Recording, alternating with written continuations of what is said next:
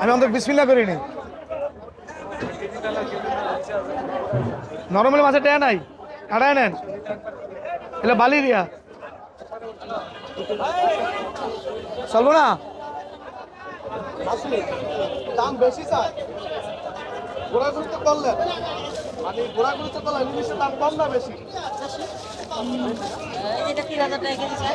এটা 1 কেজি 700 গ্রাম ওজন, এটা 4000 টাকা আছে গত সপ্তাহে। এখন ইলিশ মাছ কি নিবেন না, না রাগ করে চলে যাইতেছেন? হ্যাঁ, রাগ করে যাবো কেন, দেখি আরো ঘুরে ফিরে। মানে আরো ঘুরে গেলে দেখবেন।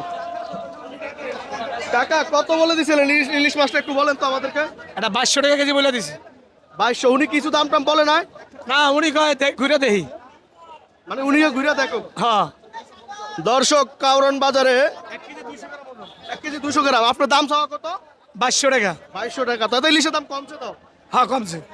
দর্শক, কাউরন বাজারে সকালবেলা আপনাদেরকে একটু দেখাই, কি সুন্দর অপূর্ব, মাশাল্লাহ ভালোই লাগতেছে। সকালবেলা 2200 টাকা বলে দিছে 1 কেজি 200 গ্রামের ইলিশ মাছ।